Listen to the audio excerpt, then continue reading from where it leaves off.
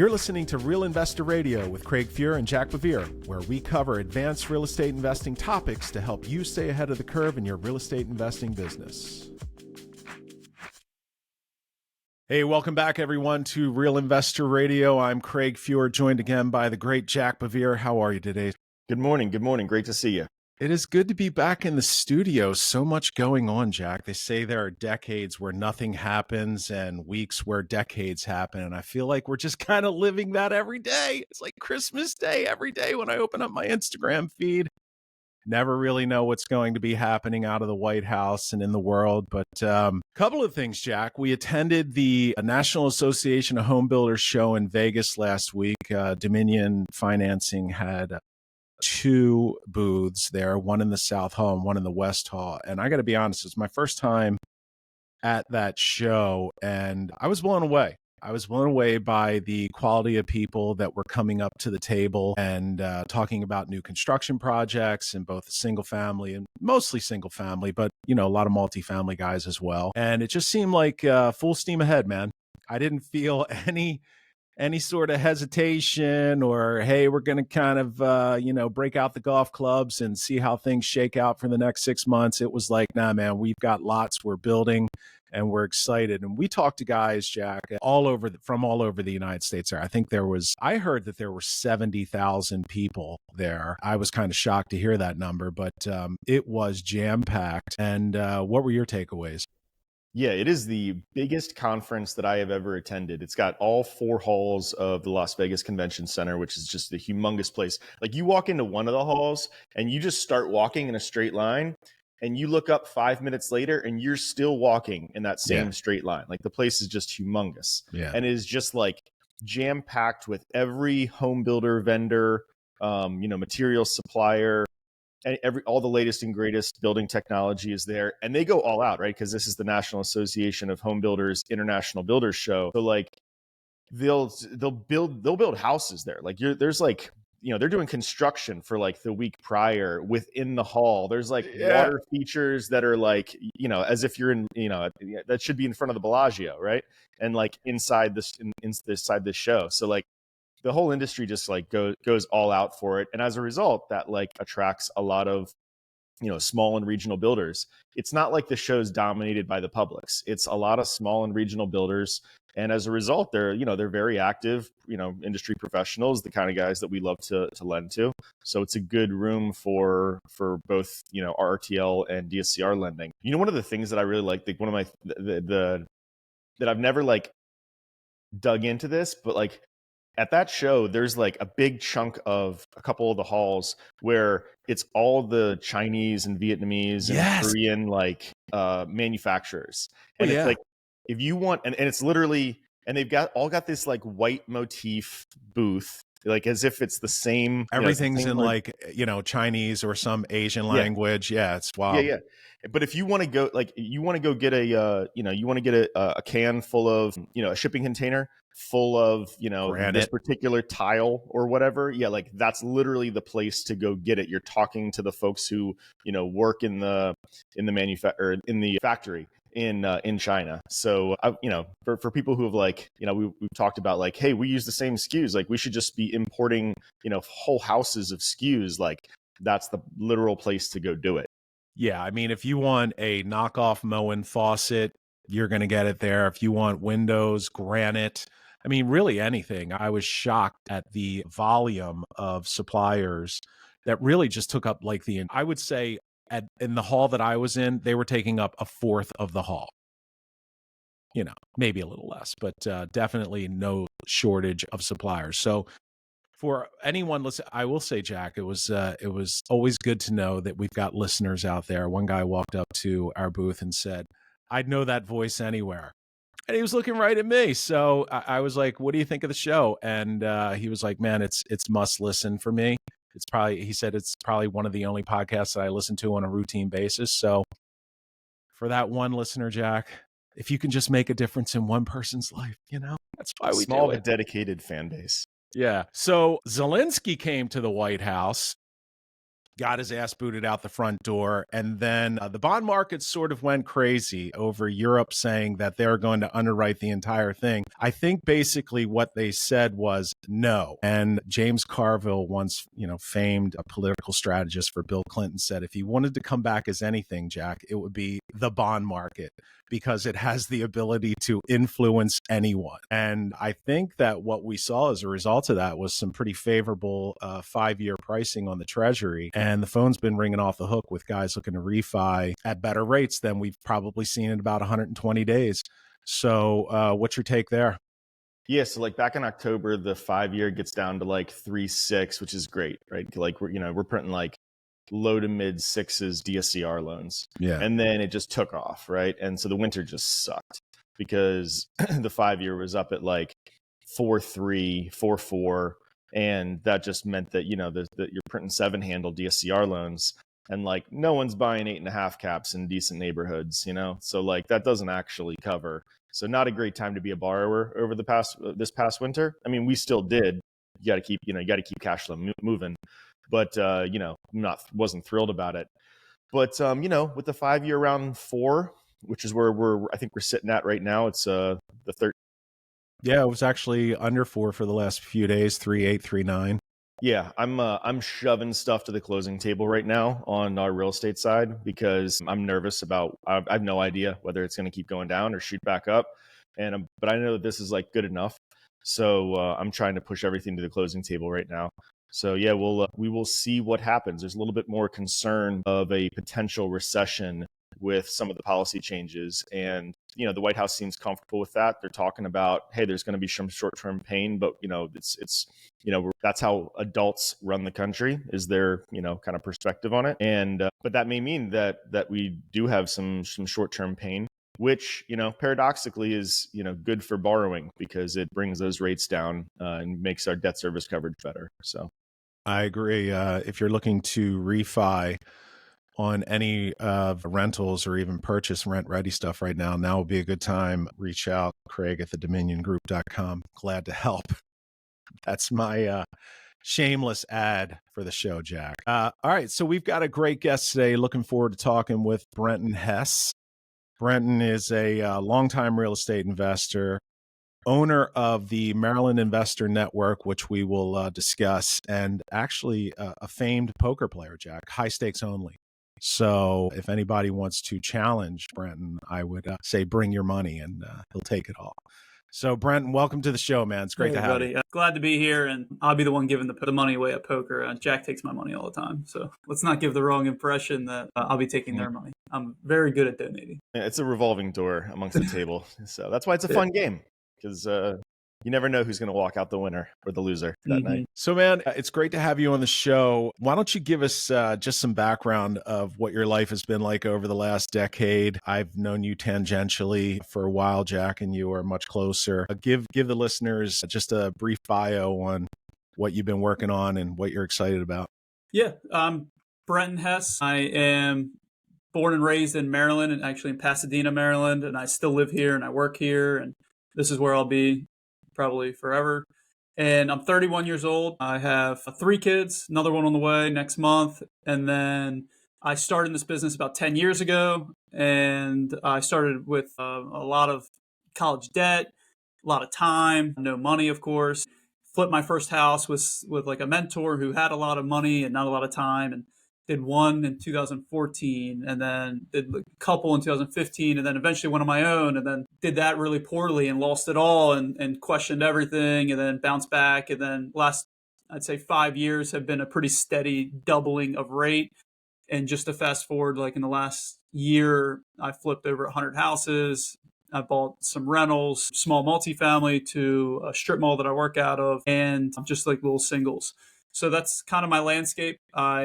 Like you mentioned, run the Maryland Investor Network, which we'll talk about. I flip houses for a living and buy rentals, and that's pretty much it at this point. Not bad for a guy who I would still card if he came into my bar, Jack. Yeah, so Brenton's very modest. He actually, I think, got his start in college, and he created the Towson University Real Estate Club. And it became like the biggest club on campus. You had some cool events and had some pretty cool guests. just like brute force of entrepreneurship. To, mention that. Yeah. That's a great memory. Yeah. So really passionate about like collegiate real estate clubs out of happenstance. Like I went to go join mine in college and they didn't have one. Buddy of mine, Shaq McRae, and I just started one out of nowhere. Next, we had we had thousands of members, hundreds at weekly meetings. And then we expanded it to multiple universities. Next, we had these real estate clubs at all these universities in Maryland with a ton of people. And I was just skipping classes and driving down and recruiting and going to their club campuses and acting like I was a student. It was a lot of fun. And we eventually brought everybody together and had like a big event with Gary Vaynerchuk and like somehow like put it on. And it was just a wild time of entrepreneurship. Yeah, I won Entrepreneur of the Year at Towson when I was headed out and really got the bug. But one thing I didn't mention in my journey is I was working at the Department of Defense. I had a W-2 job. It was part-time while I was in college full-time. And I worked there for 5 years. So I was going down the W-2 path while like winning Entrepreneur of the Year at college. It was quite conflicting and as the story has been told, I did leave the W-2 and jump in the real estate and took a step back to take a couple steps forward type of thing early on in the 20s. What did you study in college? Accounting. And I got a master's in business. Yeah. So I did that. And to escalate like my rankings in the W-2 world, like that's really the reason why I did all that.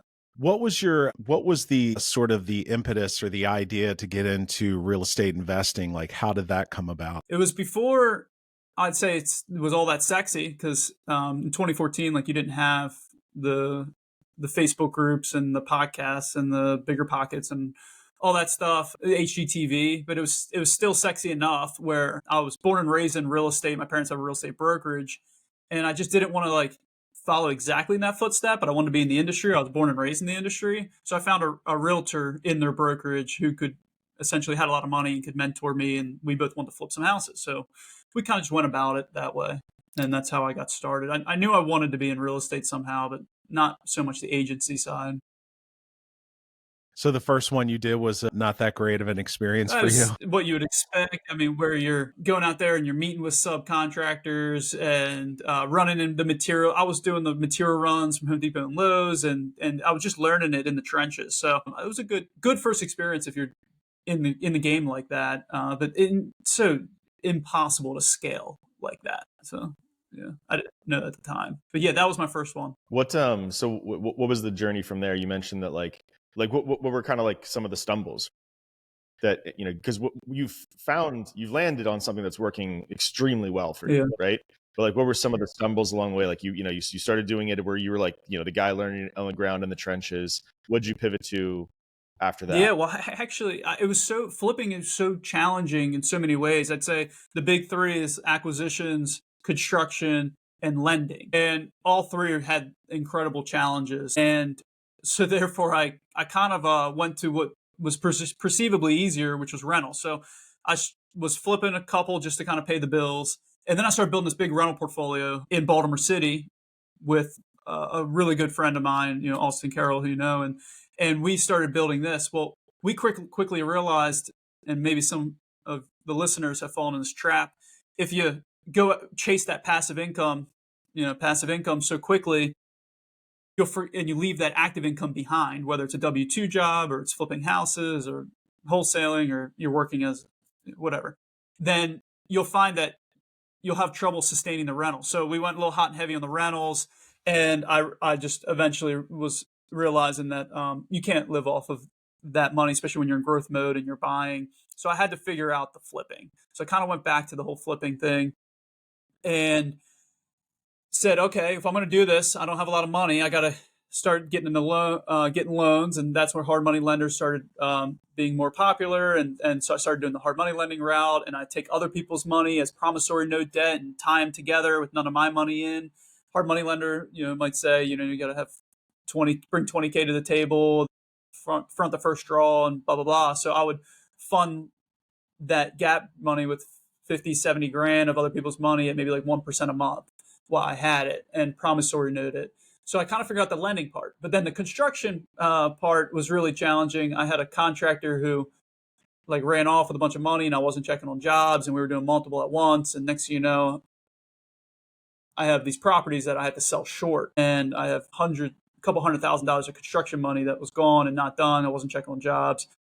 So as soon as you figure out the lending hurdle, you learn a hard lesson in the construction hurdle. And then now my hurdle is kind of the acquisitions. Like talk about those three buckets there, because thankfully lending is so accessible. I mean, anybody can call you guys. And the economy has been so strong. And then construction wise, I have a great contractor here locally, Aaron Alberti, who I run everything through. And I said I would never do that again, where you run everything through one contractor. And I'm not going to put all my eggs in one basket, but I'm 4.5 years straight of putting all my eggs in Aaron's construction basket.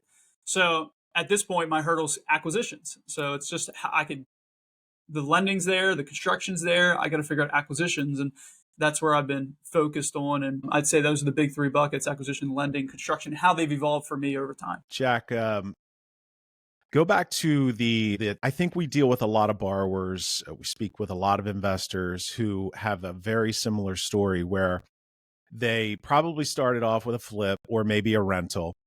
They work a W-2 job. I can think of 3 guys right now that, they get up to like 25 rentals and they're like, not really making any money off of that. I thought I would at $300 to $500 a month cash flow, but that's, it's kind of vapor, right? And so you and I have talked about that a lot, Jack. Like, when do you really start to capture any income from an appreciable portfolio that's managed well, Jack? Like, I've heard you say before, it's 10 years before you really, before you're making any money off of the thing. Like, give us a scenario by where you could actually take income off of a rental portfolio.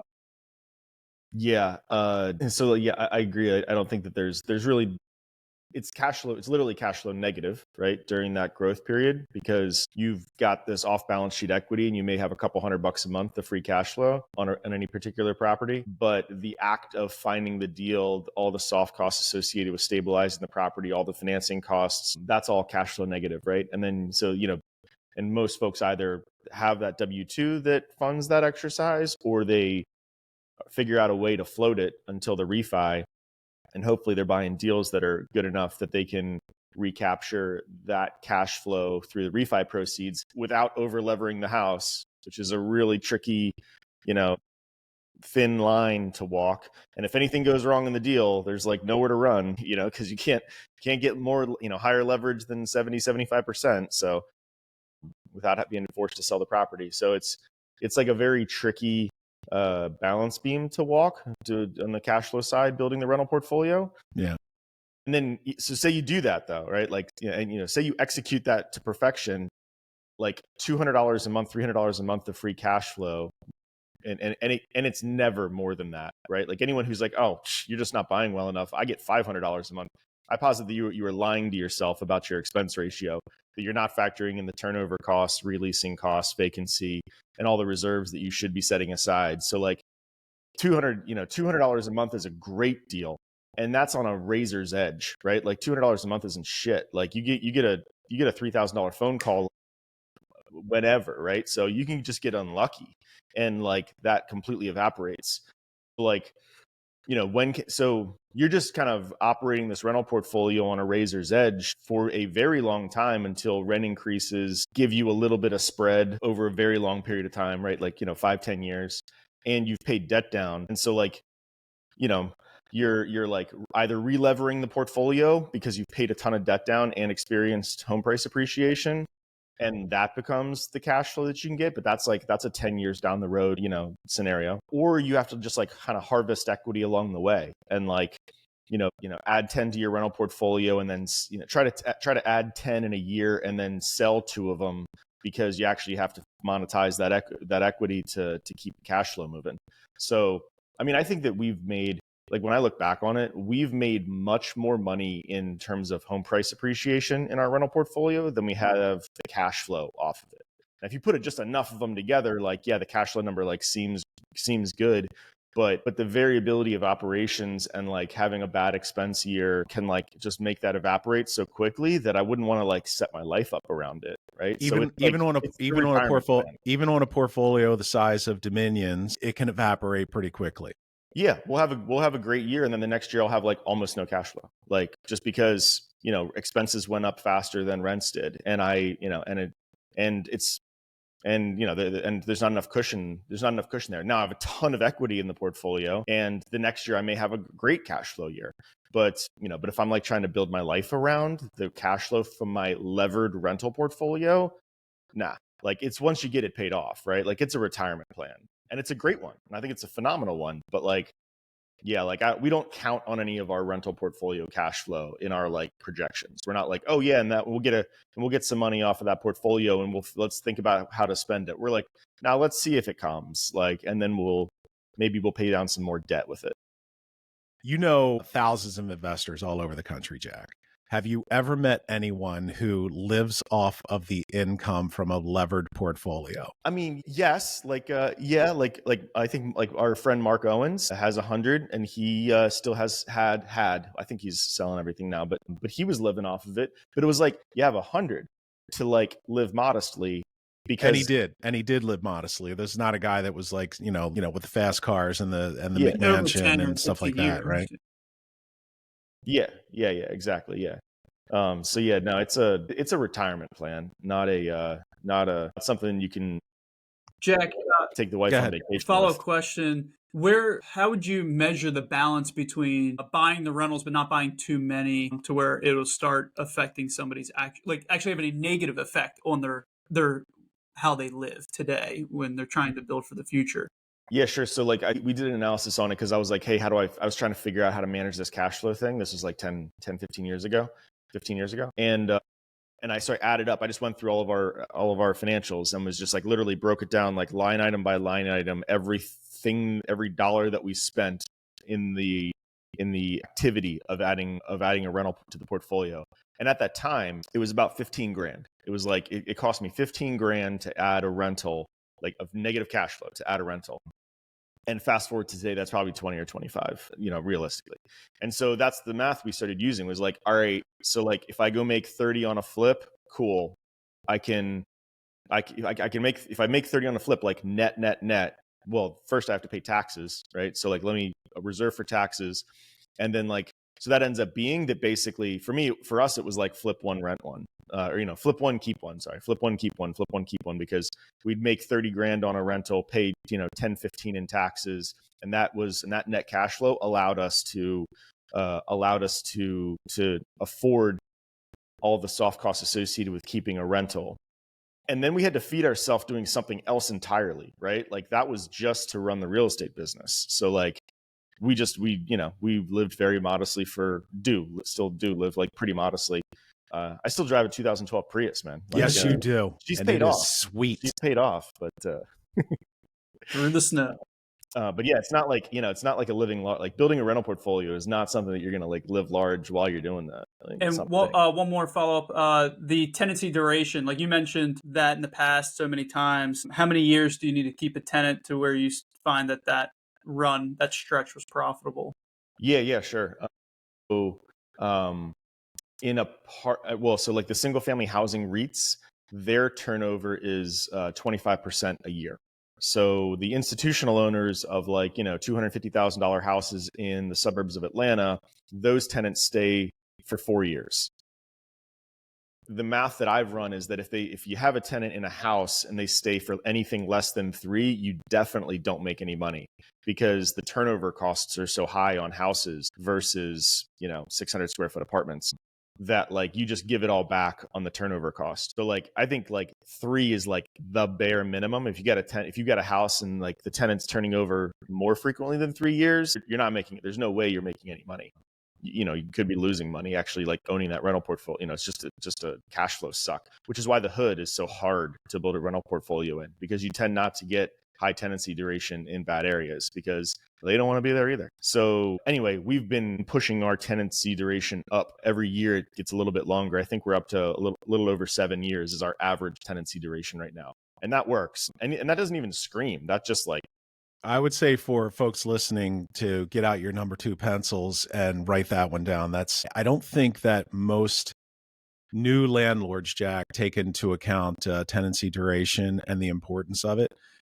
I've heard you say what you just said several times, and as a previous landlord myself, that was absolutely the case. If it was anything less than 3 years, you're just giving everything back.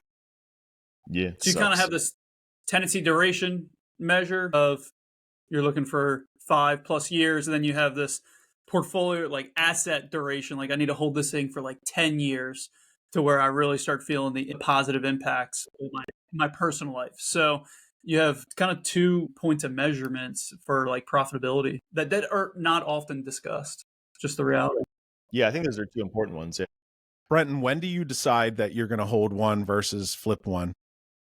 Well, I always look at it from a flip perspective first because in this point of my life, I'm chasing stockpiles of cash, like just really trying to pad myself. So I've always looked at flip first, but in the event that it's, of course, a multifamily, then I'm keeping it. And if it's a single family where I feel as if I could having trouble selling it, and it would be okay as a rental, like even like at this point in my life, like if I could think it could be somewhere around a break even rental versus like selling at a loss, and it kind of fits what I'm looking for in the areas I'm looking for, I'll convert it to a rental. And then if it's something weird where just the appraised value is so much higher than the resale value, and I know that I'll be a good steward of the levered money, then I will go ahead and rent that. So like last year, I purchased over 100 flips and only like 3 rentals. Like that was but right now we're talking in the last 60 days, I've gotten like 25 rental units, about 1-to-1 for flips. So it's been a lot different this year, but just out of All luck. single family or some multis in Yeah, there as well? multis too, like a couple 5 units, a 4 unit, a 3 unit, and then the rest are like single family row homes. So predominantly like Baltimore County, like they're all Baltimore County. They're all Baltimore County, yeah, both sides. So what if I mean, as inventory has been kind of the tough part, the hardest part of the business, finding deals, you seem to have really excelled on that front. I mean, brute force and networking, you're just like just a born and bred entrepreneur. So like, not surprised by it in any way, but like, what are some of the ways that you've been able to consistently find inventory to keep your guys busy? Yeah, so like I mentioned, I'd say over the years there have been 3 struggles. It's the money, the construction, and the acquisitions. And when I didn't have the access to money that's available now, just like calling Dominion, and I didn't have the construction that's available to me now with Aaron, I never had the challenge of acquisitions because I was always busy, busy enough. Our plate was full. So all the money was tied up, or just barely getting through the construction on these. I don't want to take on more. And it's been interesting over the last 4 years where my only job is to sit behind a computer and find deals. Yes, I still have to flip them and see them through to the finish, but they take, it's been interesting to be able to, like, you talk about taking an axe to a tree, finally being able to do the same thing over and over again, year over year. And I'm seeing that compound. It's kind of like time makes you look like geniuses. Like I'm looking at it like, whoa, I'm getting really good at this acquisition stuff, but it's because I've actually had to, that's all I do. Like lead generate all day long. Really, that's it. So it's a time on task for acquisitions. If I had to break it up into like where I find deals, being wholesalers, about a third from wholesalers, a third from realtor relationships, and a third from the direct to seller stuff that I do, or auctions or whatnot. So I'd say it's about like a third sourced by me, a third sourced by wholesalers, and a third sourced by realtors. I have a strong community of realtors that I have relationships over all these years. So again, time on task and being in the business. I host events. I go to events. I build a lot of relationships with wholesalers and realtors. They bring me the deals. With like the realtors, I always give them the back end listing at full commission. I try to make their life easy. Once you work with me once, it's like a drug, because you might have done 10 hours as a realtor in this transaction total, and you made 50, maybe a $5,000 when I bought it as like a finder's fee or some commission, and then another 10 or 15 grand when I go to sell it with full listing commission. So you might make 15, 20 grand in like 10 hours, and we turn it over really quickly, and I try to make your life easy. So they start to get more. Next thing you know, like one year you do one with one realtor, the next year you might do 2 or 3 because they're like, wow, this was awesome. I want to get you more deals. And like, that's how this thing compounds year over year. And I've doubled my acquisitions year over year. In 2020, I got like 12, and then it was like 28, and then like 42, and then 100. And then this year, hopefully, somewhere over that. So that's kind of been the journey, and no special sauce that nobody knows about. It's just about like rubbing shoulders and building relationships. I would say that for the folks out there that are, Jack, we talk about the sort of low transaction environment around the country lately. I think a lot of newer investors, they know about all of those acquisition methods that Brentin just discussed, but they don't spend enough time to really work their way through it. You could, as an investor, you could say, yeah, I'm going to start calling 10 realtors a day or a week. And I think what most people find is that didn't really amount to much. I'm going to give that up before it produces fruit. And I think that the fact that you've stuck with it, Brentin, over such a long period of time, it's clearly paying off. And so that, again, is another great tip. If you choose one method of acquisition, you've really got to stick with it, especially if it's going to be from a referral network. How many hours a week do you spend? Like how many hours a week do you work? I work at least 12 What hours would your a week, wife say? Monday through Friday. Yeah, what would my wife say? And then on the weekends, pretty consistently, like on and off. Now, whatever that amounts to, 70 maybe. One of my routines is like I'm with the family in the morning. I get into the office at 9:30, and then usually do my closings at 9:30. I might have a couple hundred closings in a year if you're buying 100, selling 100 type of thing, and rentals, so maybe more. So like always got closings. So closings at like 9:30 in the morning usually. Then I set this computer and just climb out of whatever, administrative stuff, the team. I have a few employees, and then try to analyze deals and talk to people on the phone all day behind a computer. And then I get home around 6, maybe sometimes 7, I don't know, somewhere in that range. And then with the family, put the kids to bed. And then 3, 4 nights a week after I put those kids to bed, I'll go and do the night shift from like 8:30, 9 o'clock at night till 1 in the morning, 12, midnight. I'm firing emails off past midnight, 3, 4 nights a week consistently. And that's that night shift, getting like 4 hours of deep work in. Nobody's bothering you. It's just incredible. Then it sets you up for the next day. And that's been my routine. It's not something I want to sustain, truth be told, but it's a season of life for me right now. No, it's impressive, man. I don't think I think a lot of people are like, oh, acquisitions are really hard, and I can't find any deals, but they're not putting in the work. Like just there's nothing, no shortcut for that. That's awesome. Yeah, I do believe that it's the time on task with lead generation. Like, how much time are you going to put in the right activities over a certain period of time? And it's easy for me to see that now, looking back, hard in the moment. That just being very purposeful with your hours, like I sit behind a computer to analyze deals all day long and talk to people on the phone all day long. That's it. I mean, I don't even get in the car half the time. I mean, my office is 30 seconds from my house. I don't usually leave the street, but like once or twice a week. I mean, so people say, oh, you're probably out in the field. Nope, just trying to find deals. That's you cool. mentioned that your folks own a brokerage. The realtor network that you've developed, is it mostly from the brokerage or is it really across the state? Yeah, I'd say half and half. So like half my realtor deals come from the brokerage, which is a heavy concentration. And then the other half come from any broker or any realtor and any brokerage. I'm very agnostic, and I've done my hardest to like make that known. So it comes down to like hosting it. Like I'll have events catered just to realtors and bring them in the room and teach them how to find deals and what it looked like to work together. And I want to educate them and equip them on how they can go out there and do this with off-market deals with distressed sellers so that we can work together, like a little win-win. And if they don't bring me the deal and they bring somebody else the deal, so be it.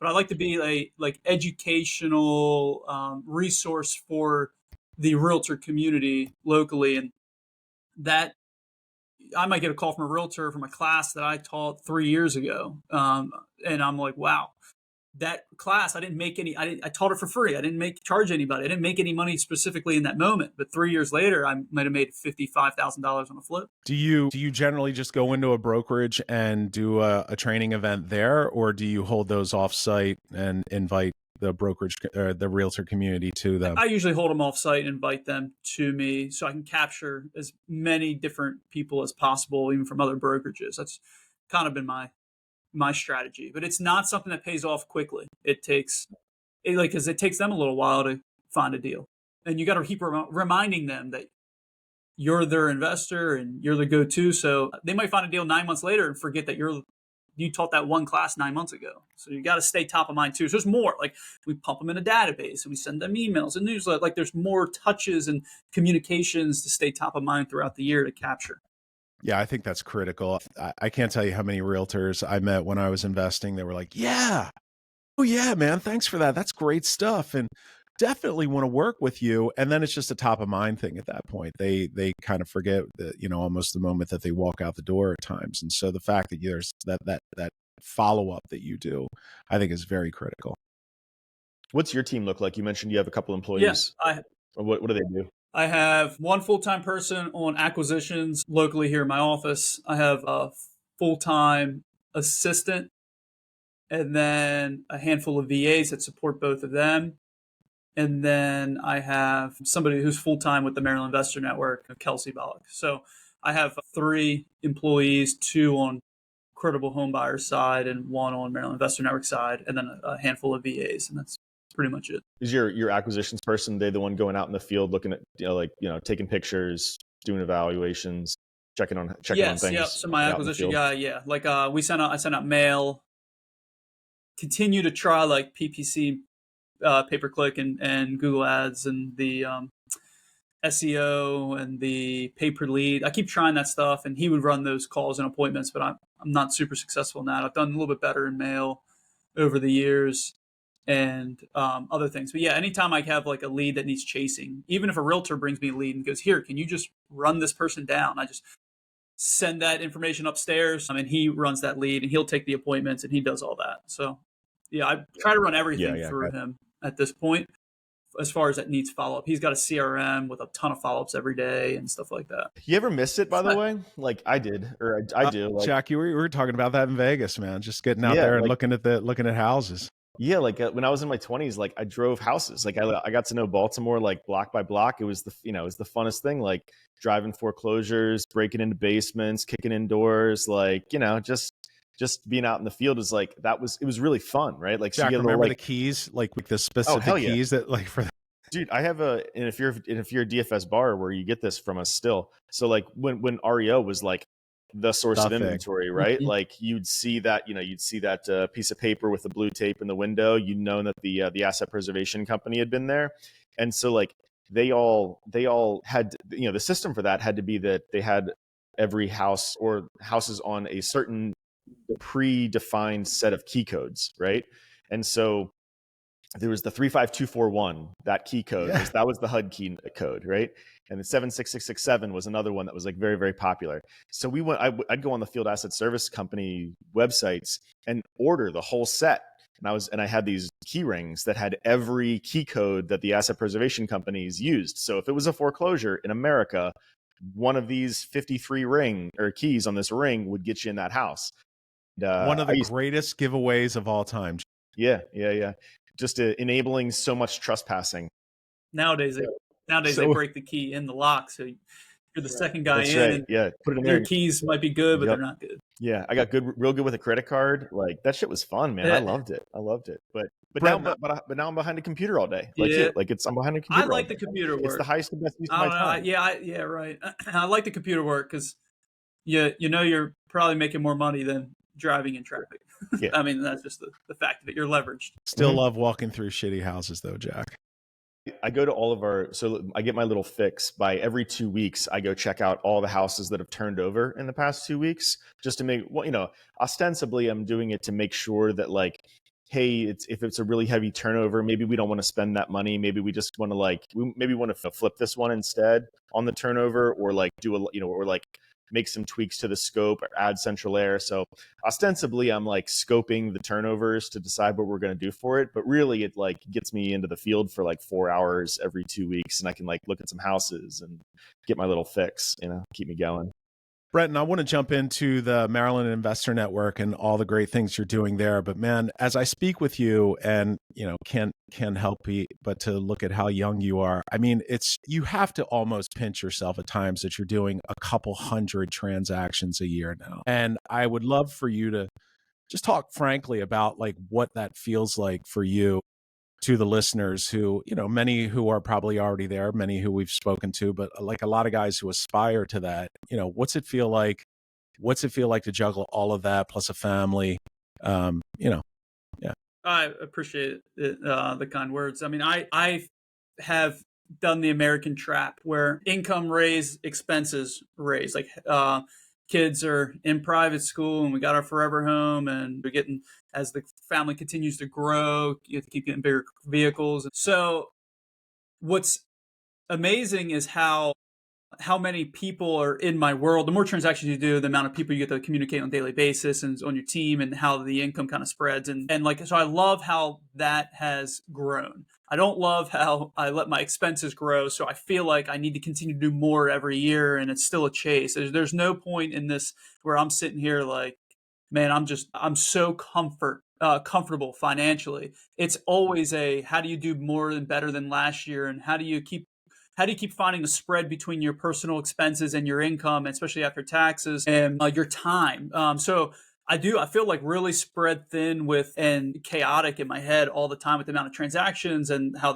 I have more employees than I ever have and direct reports. So like, there's nothing about it it sounds really sexy on the outside, but it's like incredibly like challenging on the inside. And I wouldn't work like till 1 or midnight every 3, 4 or 5 nights a week if I didn't have to. I really wouldn't.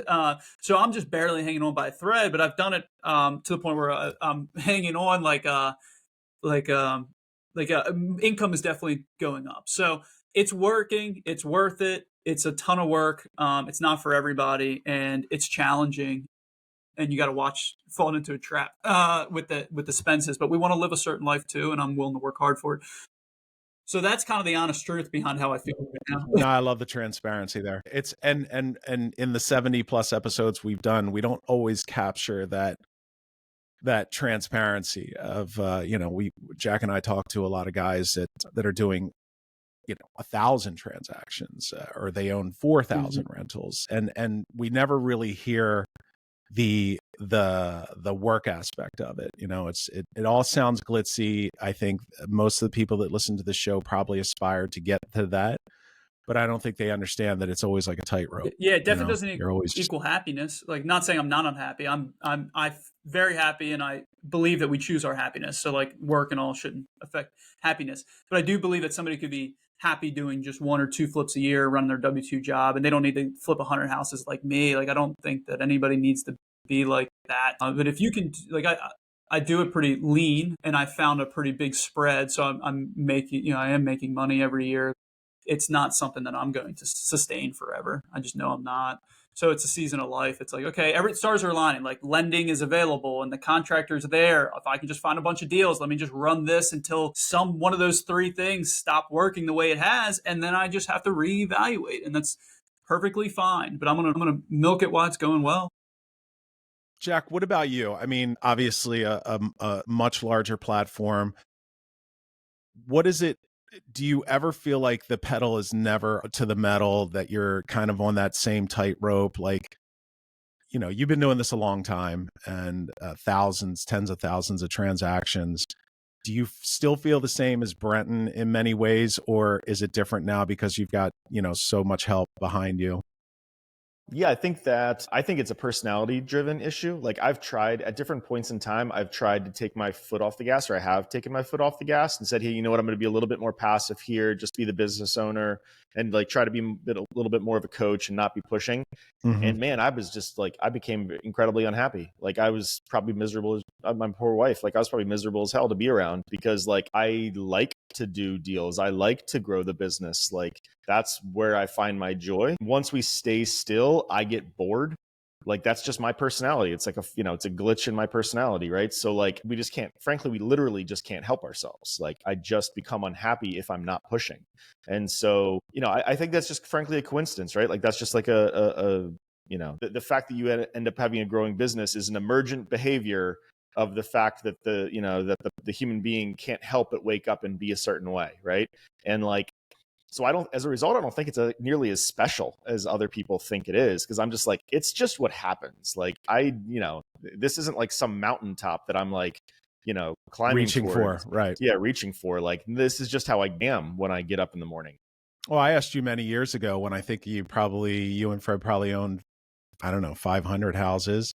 I was like, what are you working towards? And you're like, it's not a number thing. It's just it's a platform, see how big you can build it. And that's the underlying challenge, not a number of units or a particular income or any of those things. It's just, how far can we take it?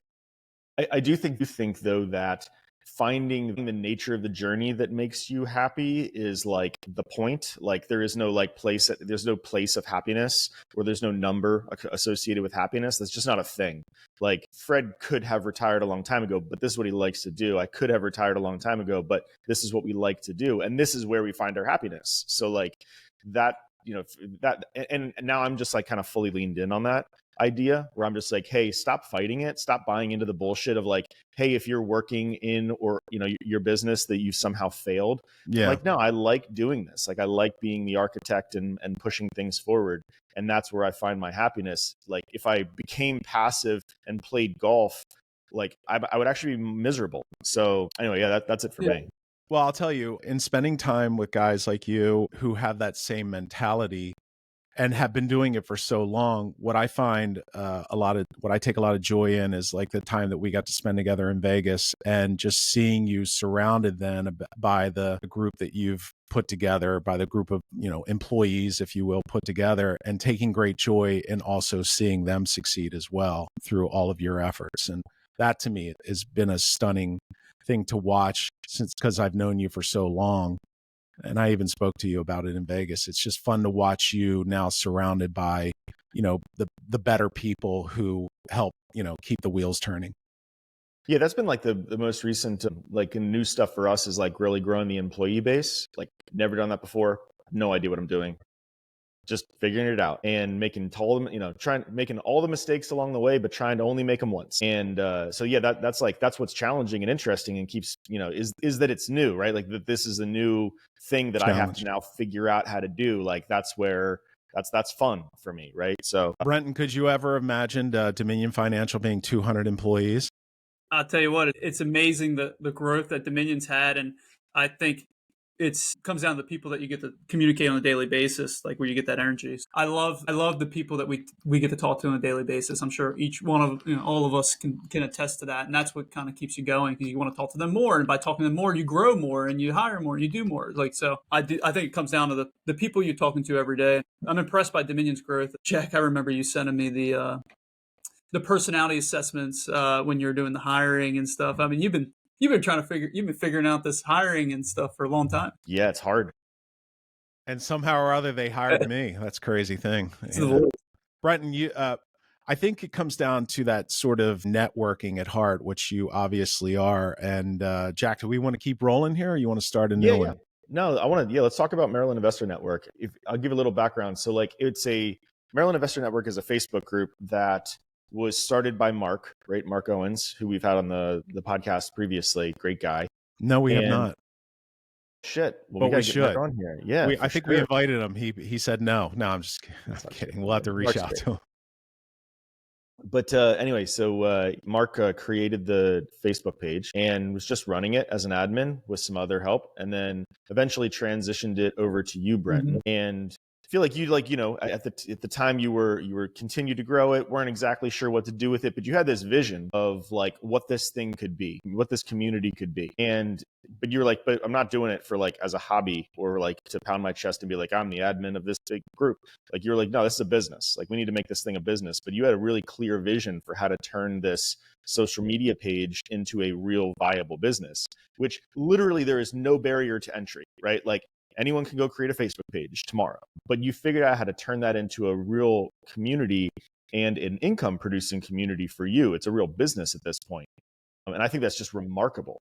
So yeah, tell everybody a little bit more about the group and that process and that vision. Yeah, thank you. And you were in the early days. I mean, I called you and said, "Hey, I have this idea. What do you think?" And then you gave a lot of helpful feedback, even just by supporting it is like the feedback I really needed to hear. And then Dominion's been one of our first like preferred vendors of the Maryland Investor Network and continues to be a top supporter. So I really appreciate that just from both like from your help, Jack, and then also from Dominion's help on getting us launched. And what we did was we said, why don't we connect the community members of our local real estate and investor space with businesses that we can vet and put them in front of them. So it's kind of like this, how do you put the Rolodex of everybody they need to know for this industry in their pocket? And by doing that work, it's going to require employees. And to run the community, it's going to require employees. So we have to monetize this if we're going to have it mutually benefit everybody in the community. And I said, okay, well, I'm either going to let this thing go. I'm not going to do all the work for free. So I need employees. And if I'm going to have employees, I have to monetize this. And we're going to monetize this. How am I going to do it so it benefits the people paying, the companies paying, what we call them preferred vendors, and then also the community themselves. So we figured out this business plan where through events and through social media and through our back end ways that we're basically trying to match make people with community members with vendors for anything they need from start to finish in the real estate investing space. And we're keeping it locally, geographically here in Maryland. And we are now expanding into other regions and areas. So if somebody's listening to this and they're like, I'd love to be the one who runs this community. I want to get all the intrinsic benefits of being the face of the community, but I don't really understand the business model and I don't really want to take on overhead and employees and all that stuff. Well, maybe we'd be a great match because we're actually looking to expand this in other areas because it's done so well here. Brentin, I think so for the folks listening, how many members are in the Facebook group currently? Over 25,000. We do really well with vetting.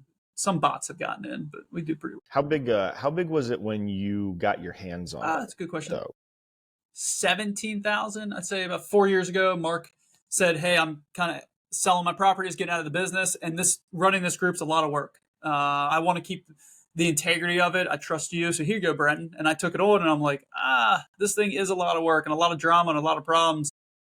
I don't really want to do it unless I have employees running it and it makes money. So that's kind of how it was born, and it's growing quickly. And we have a massive event happening that hasn't been announced yet, but on May 1st, we're going to be doing a big event for an awards ceremony at Maryland Live Casino.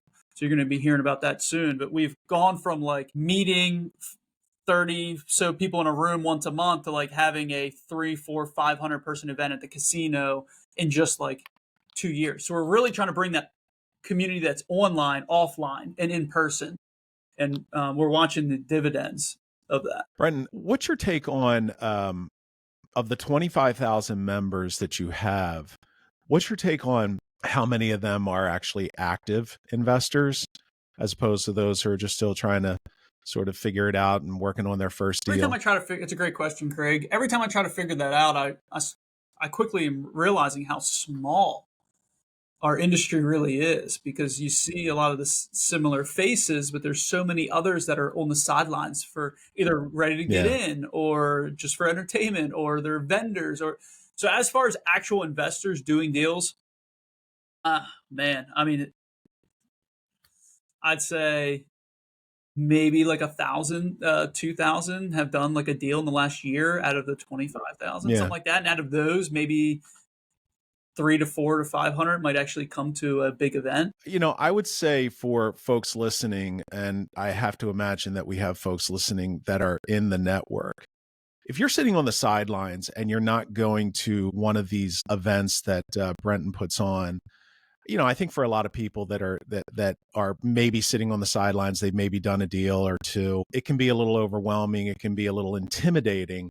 And I'll say that I've been to a few events, and it's not intimidating at all. It's very approachable. You bring guys like Jack and Aaron and legal and all of these different really, really top-notch vendors into the room who are 100% willing to work with investors. These people are really set up to work with investors. And so if you're sitting on the sidelines and you're in the network, or you think you want to just join the Facebook page and get into the network, I would highly encourage everyone to go out and really enjoy, frankly, the events that you put on. Thank you. Do you think that you could have, like, when you got it, there was a big chunk of folks in there, and that's impressive in and of itself, right? Yeah. Because and I feel like the level of administration needs to be really high at the beginning in order to encourage the right community and make it not an annoying feed to watch, right? Like, because if it just becomes like all really crappy wholesale deals, Yeah, like a yard sale. yeah, or just a bunch of like, drama and bitching and stuff, like, that's not those. That's where like most Facebook groups die, right? And lose momentum, right? Or when you have, there's like this thing where like title companies will like have a Facebook group, but they're really trying, they're like so self-interested, like that it's just not authentic, right? And everyone just smells the lack of authenticity. Like the way Mark ran it and the other early admins ran it, really lent it to being such a successful community. This is just a question that I thought of, that you are thinking about expanding this to other geographies. How are you planning to tackle that? Like building it up to 10,000 folks from from zero is like, step one, get 10,000 members. Step two, monetize it, right? Like, like step one's kind of hard. Like, That's a big one. How are you thinking about tackling? Yeah, it's a great question. It's a two-pronged approach. It's either starting a group and taking what you've learned with a good operator and being able to go with quality at the same time as quantity in a Facebook group. So like if I had the same Facebook group and with the Maryland Investment Network, instead of 25,000 members, I had the 2,000 that actually did a deal in the last year, equally as valuable to you as a vendor. Equally as So valuable. like, yeah, that's why it doesn't have to be quantity if you have the quality. And if you have the quality, the quantity will follow. The looky-loos, and I want to pick up a deal, other personal deals in there, like, and then you start tackling on like in-person events, and then you start building an actual brand name. Then people will just subscribe and be a part of it. So I think you can go from an organic starting approach at zero and just get the right power players in there. And that takes a fair amount of effort, but it won't take 10 years the way that our group has needed to get to where it is. Mm-hmm. Or you can go out there and acquire an existing community. So those are the two-pronged approaches. And we look at them equally. So it's whichever we can do is where we are. Talk more about the live event. Yeah, we're going to be having a award ceremony. We're here in the next probably week from the time we're recording this podcast. We're going to send out a list of like 15 awards that the entire community can nominate other people for. So like the investor of the year, the rookie of the year, the preferred vendor of the year, and even some like funny ones, like most likely to overpay for a deal, most likely to post an overpriced deal. An overpriced deal? That's funny. So we're going to have some funny ones too. So we're going to have 15, and then we're going to run it like the Oscars, or where we're going to have the community vote for, put people's names in. And then we'll have, out of that, the top 5 will be the nominees for each category. And then we have a committee, because I don't want to be the one deciding. I want to be one vote on the committee.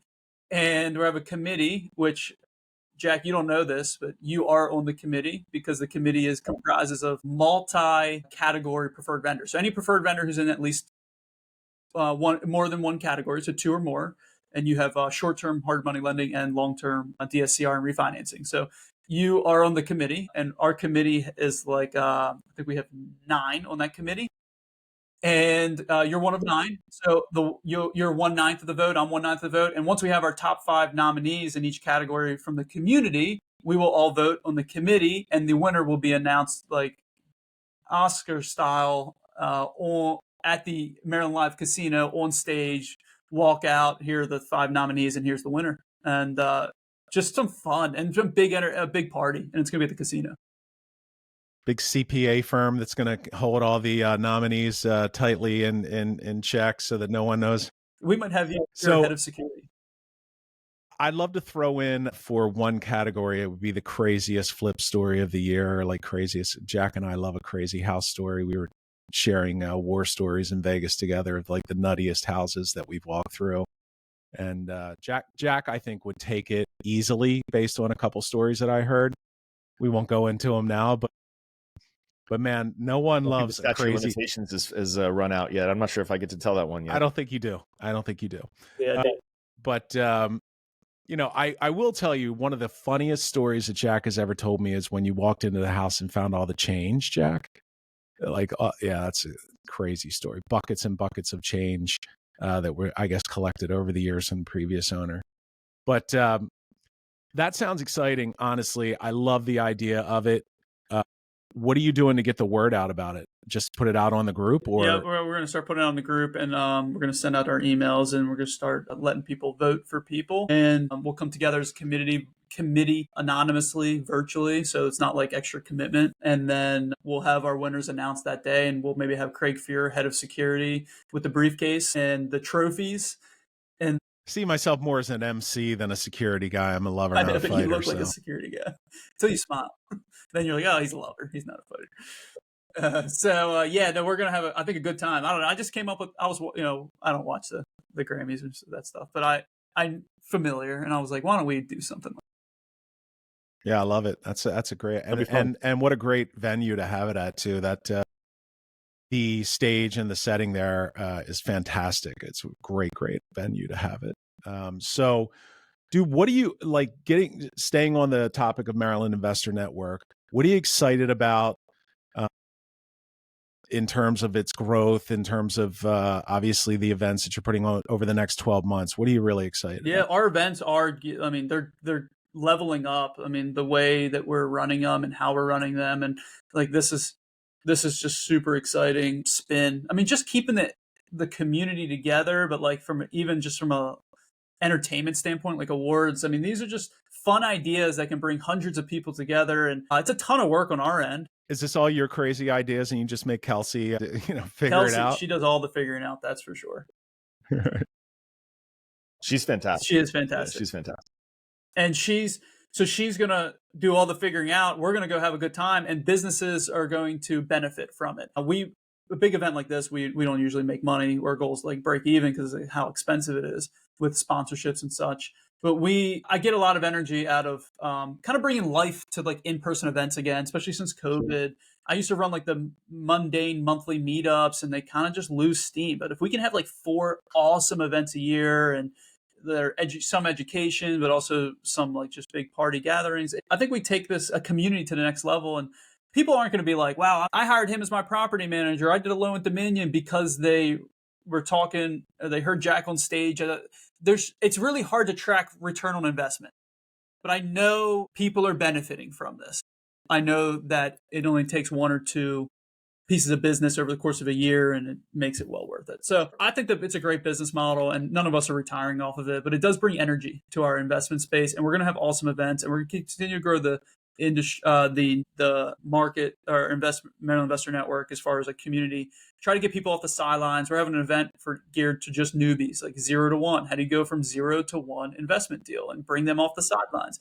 Really trying to help people here, and then do some matchmaking in the background. So got some good stuff planned. One of the things I used to love in the early 2000s was the Maryland RIA.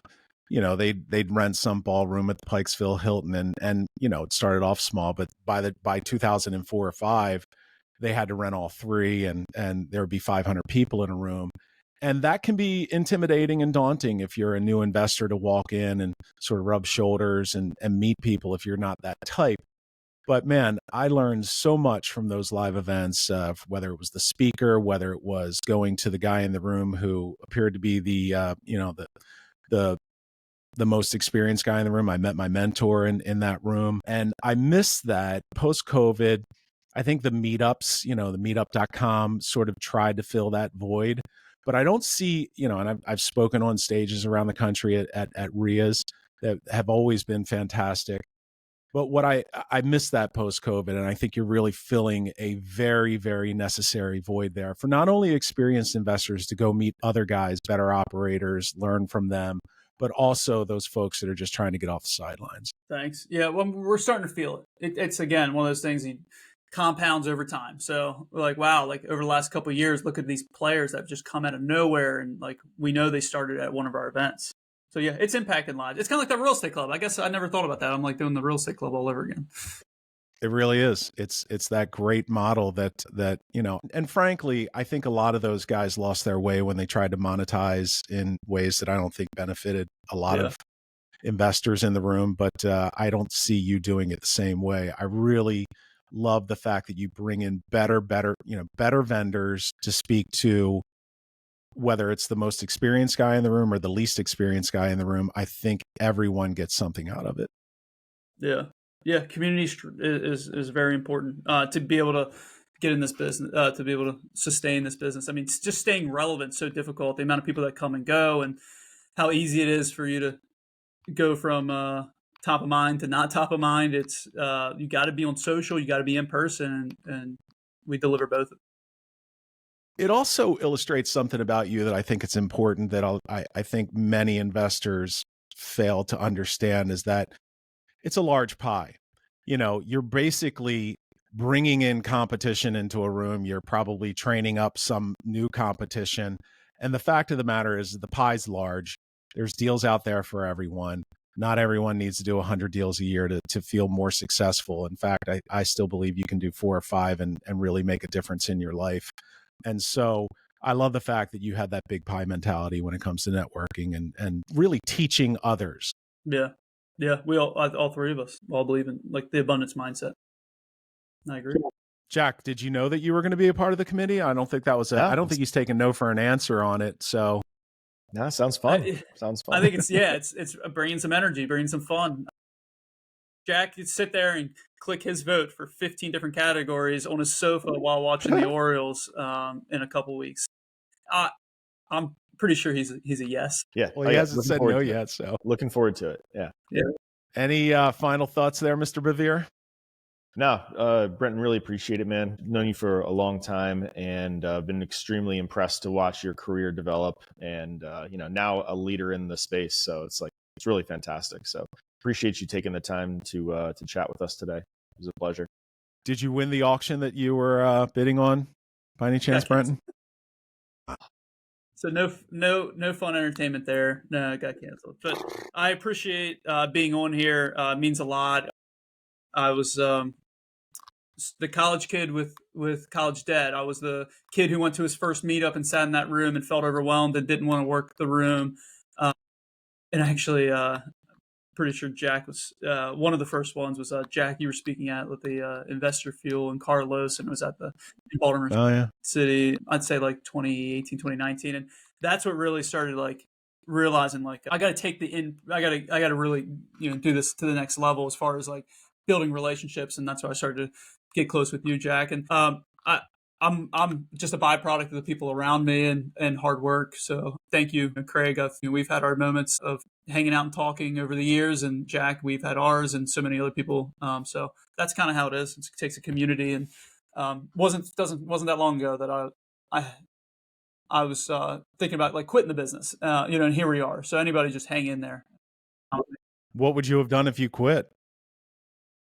You're unemployable at this point. You're not going back to the W-2 CPA job. But I would say like when I lost it all in like 2018, I was like, I go work for something. Like I go work for Dominion. Like maybe I could run something for them. So that's kind of what I was thinking. And kind of hung in there just long enough to get some lucky stars aligning, the economy and the 2020 boom and plus, and then Aaron and the construction. Like it all kind of came together. So I got bailed out. I don't want anybody to sit here and be like, oh, like it was a linear path to 100 flips in a year. It's not. Hang in there. Love the stories of perseverance, Jack. We all have them, right? Absolutely. Love it. Well, most of us. Thank you guys for having me. It was really fun talking with you and breaking some news with you. Yeah. I think that may be a first, Jack, that someone's actually broken some news on the podcast. Yep. So We'll have to get this out far and wide quickly, Gab, to our producer, Gab. Brentin, honestly, man, it's so cool to see your trajectory. It's just great to have you on the show. Can't thank you enough for taking the time to be with us and know how busy you are. Get back to your applesauce in the pouch if you haven't already completed that. And I think your dinosaur chicken nuggets are already done. Great. So you might want to get to those for lunch. Yeah, no, stealing my kids' lunch. That's life these days. All right, man. Hey, hang out. Don't disconnect. We're just going to end the show here. I'd like to thank everybody for tuning in. As always, love to hear your thoughts. You can reach me on LinkedIn, Craig Fuhr, Fuhr. Comment in any platform that you're on. We love the comments, and we'll see you on the next Real Investor Radio.